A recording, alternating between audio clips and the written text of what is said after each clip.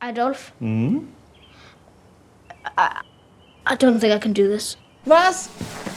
Of course you can. So you're gonna get out there and you're gonna have a great time, okay? You know, last night I spoke, and I'm just stuck on this. I'm stuck on like what this movie can do to young minds, and I don't want to get too political here, but I just feel like it speaks so much about the experience of what young people are going through today, where it's such a confusing time in America.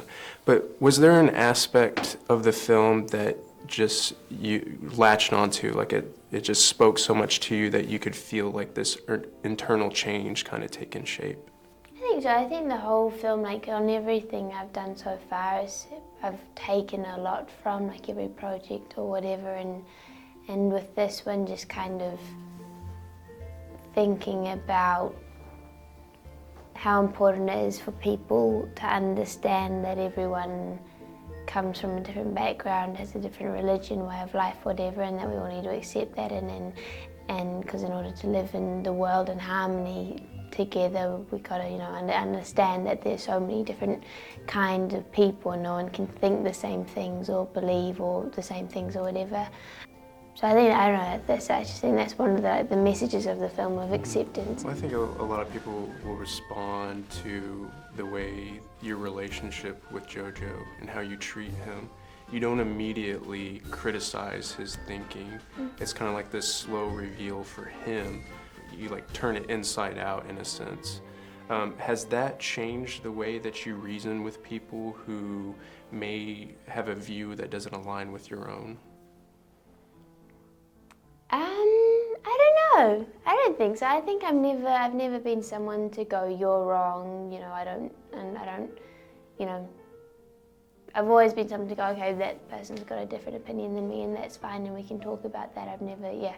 So I think, I don't know, it's an interesting question. I haven't really noticed, to be honest, if it's changed my approach at reasoning with people. Something that you said last night is that there was a little bit of improvisation throughout the process of making the film, but you know, you stuck a lot to the words that Taika had written. Because you're doing an accent, is it difficult to improvise with that accent? Did you have to like study like just your dialogue specifically? Did you feel nervous at all? When we were doing the accent coaching, we weren't allowed to use the script because Taika didn't want us to over-rehearse it or go over the lines too much. He wanted there still to be still to feel fresh, I guess.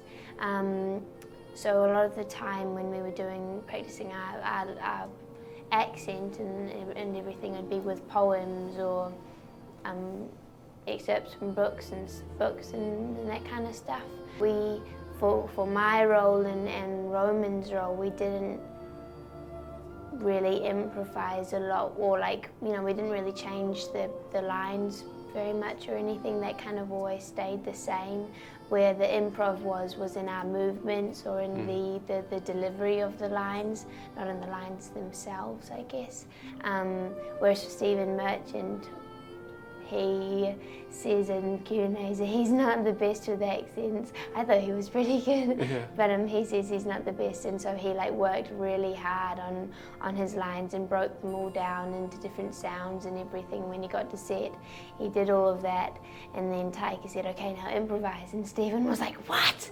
He freaked out about improvising in the accent. So I think, yeah, for him and for Rebel and for the more comedic characters where there was a lot of improv involved, it would have been trickier. Yeah. What about in the creation of your character? You know, we spoke about, you know, Heathers and Mean Girls. Of course, the book that this film's based on, you have like all these different source materials to work with.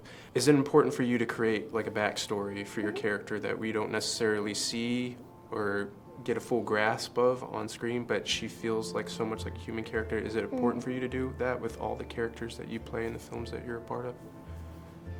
I think as you get to know the character better, you kind of get a feeling of, or an idea of what their life before that moment in time, or what the moment we're watching, you get a feel of what maybe like their life was like before that.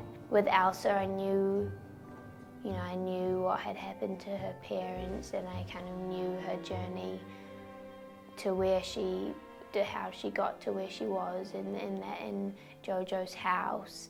And but I really liked the idea that she could have been anything before World War II. I don't know, she was a teenage girl like me, so I kind of related to her in that way, and she would have had to, you know, done things that all teenage girls were doing at that time, like, you know, so I think I just like to make her as, just in my mind, as normal as possible, and then this crazy thing, this disgusting thing happened to her, which for her would have made it seem all the more like confusing, and yeah. Something that you said last night that stuck with me was when you were talking about other films that depict this era in history. You know, we have like Schindler's List and Diary of Anne Frank, and they can be, as you said, like it can be hard for somebody to kind of go through that experience. It's necessary for us to watch films like that, but like this, you know, it's a softer approach that doesn't steer away from the reality of the time. Is there another film that depicts that era or story that you would like to see Taika put his touch on, just to see like what sort of perspective he would bring to it? I don't know, I haven't thought about that. I think Taiki's always liking to do new things and doing things that are unexpected of him, so he's done his take on this part of our history, and he's done a beautiful job. And then he'll go on and do something completely different, which is what I like about Taika.